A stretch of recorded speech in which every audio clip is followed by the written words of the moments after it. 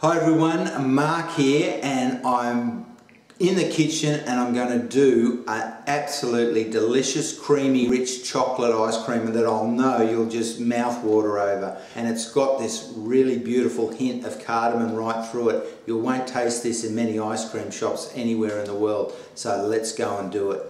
So the first step in making our chocolate ice cream, I've just got half a cup of Dutch chocolate here. You can just Dutch cocoa, and basically I'm just going to add a little bit of our 300 mils, or it's just over a cup and a third of milk, and we're just going to mix that chocolate up until it's completely combined. Dutch cocoa is a much richer form of cocoa, so if you can't get Dutch cocoa you can just get normal cocoa, and you'll usually find that in any supermarket. So as you can see, this is starting to come together in a nice sauce, and we just want to keep this moving, and we don't want to let this boil. We're just going to bring this up to just under a simmer. So that's it, guys. I'd say we can go on to making the custard now.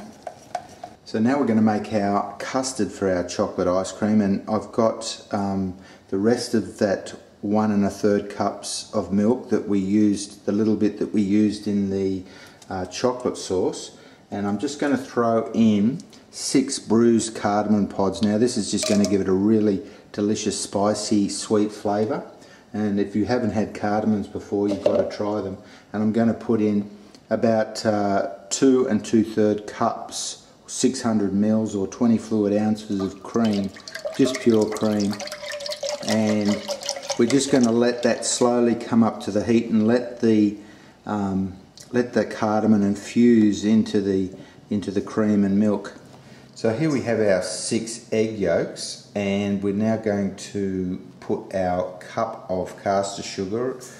It's pure sugar, and we're going to beat this up and into a nice cream. So as you can see, the egg and sugar mixture is nice and smooth now, and I'm going to add 1/3 of our hot milk and cream with the cardamom pods in there and mix that in. So now I'm going to put in 1/3 of this, just approximately 1/3, and we're just going to mix that through, and then we're going to pour this mixture back into the pot and return it to the stove until we get our nice custard. So we've just returned our custard to the stove, and I'm just going to stir this continuously until it starts to thicken up, and you'll know when it's ready is when you can run your finger across the back of the spoon and it leaves a mark. So as you can see now, we've got a silky smooth custard for our chocolate and cardamom ice cream, and I can run my finger across the back and it stays there. So that's ready now, and we're just going to take that off the heat and we'll mix in our chocolate sauce. So we're just now going to strain our cardamom pods out of our custard. So now we're going to put our chocolate sauce on. I'm just going to put a bit of this custard into the chocolate sauce, and we'll get that nice and liquidy again, and then we'll pour it back into the rest of the custard. So right now I'm just going to pour my chocolate sauce into the rest of the custard, and we'll just mix that through, and then we'll put this into the fridge overnight, but at least for 4 or 5 hours until it cools right down, and then we can stick it in our ice cream machine. Now this custard has been in the fridge overnight, and as you can see it's nice and thick and creamy, and we're just going to turn on our ice cream machine. And if you don't have an ice cream machine, I'll tell you how to do it.